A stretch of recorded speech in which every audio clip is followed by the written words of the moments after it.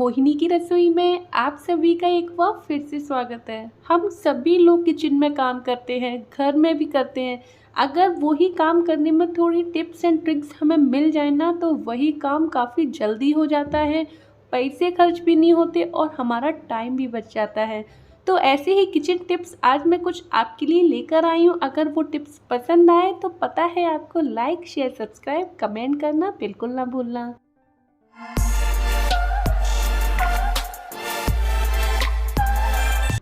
सबसे पहले मेरी किचन टिप्स है घी के डिब्बे को लेकर। जब भी हम मार्केट से घी का डिब्बा लेकर आते हैं, उसमें से घी नहीं निकलता आसानी से।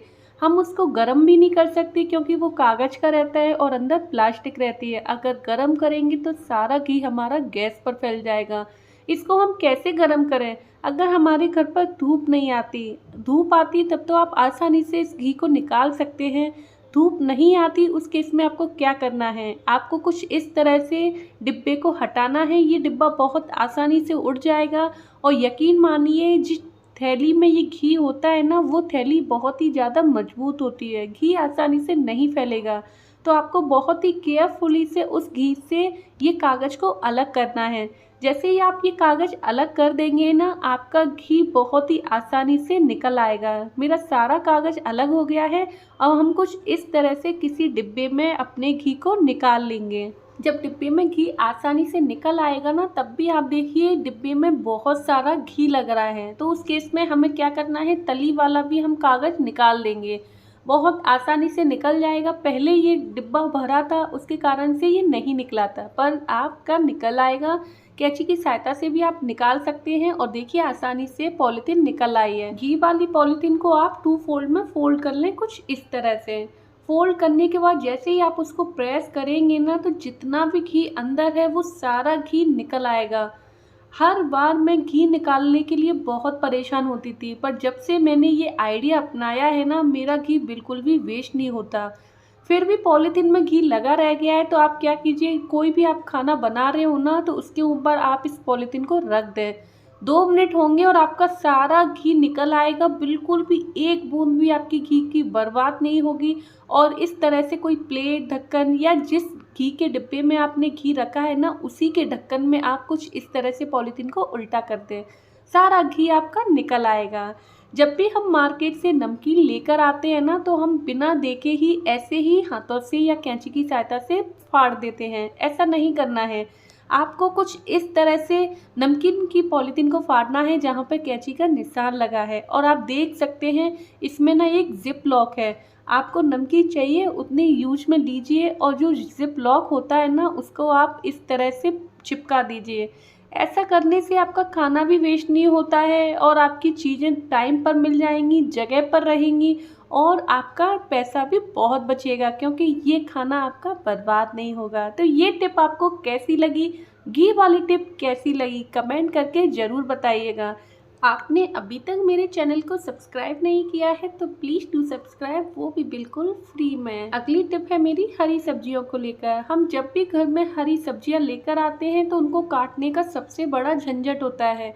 हरी सब्जियों को अगर आप बारीक नहीं काटेंगे ना, तो उन सब्जियों का टेस्ट, न्यूट्रिशन हमें पूरा नहीं मिलता है। तो अगर आपका चक्कू भी ख़राब है तो उससे भी आपकी हरी सब्जी सही से नहीं कटेगी।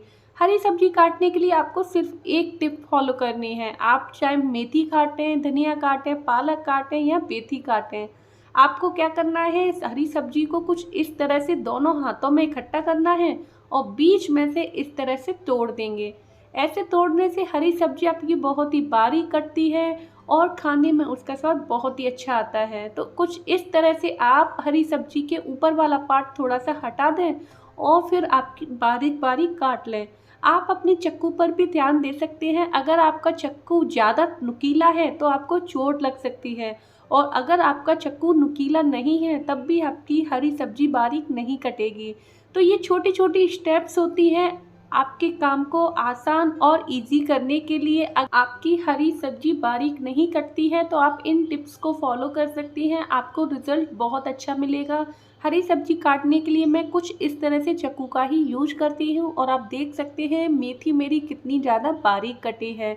अगली टिप है मेरी हैंड ग्राइंडर को लेकर। हम सभी के घर में ये हैंड ग्राइंडर होगा, क्योंकि इसके बिना तो अब जीना ही मुश्किल हो गया है। जब भी हमें कोई जल्दबाजी में शेक बनाना हो, प्यूरी बनाना हो, तो ये हैंड ग्राइंडर से हमारा काम बहुत आसान हो जाता है। उसी के चलते ये इसका तार होता है जो बहुत सिर दर्द करता है। अगर ये तार को अगर सही से ऑर्गेनाइज करके नहीं रखेंगे ना, तो ये तार खराब भी हो सकता है, बीच में से टूट भी सकता है। इसके लिए आप क्या कीजिए, तार को ना कुछ इस तरह से फोल्ड कर लीजिए और रबड़ की आपको 2 गठान लगानी है। अब जब भी आपको इसको लूज करना होगा तो ये बहुत आसानी से हो जाएगा, और टाइट करना हो तो ये टाइट भी हो जाएगा।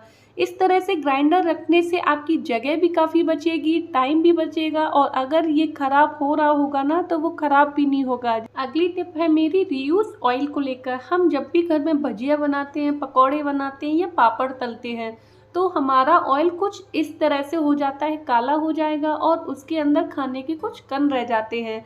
तो इस ऑयल को हम ऐसे ही फेंक देते हैं, फेंकने की बिल्कुल भी ज़रूरत नहीं है। आप कोई भी एक कंटेनर कर लीजिए और इस तरह से छलनी कर लीजिए। ये मेरे दोनों बर्तन फिक्स हैं। जब भी मैं कुछ ऐसा ऑयली फूड बनाती हूँ ना, तो मैं इस तरह से ऑयल को छान के रख लेती हूँ।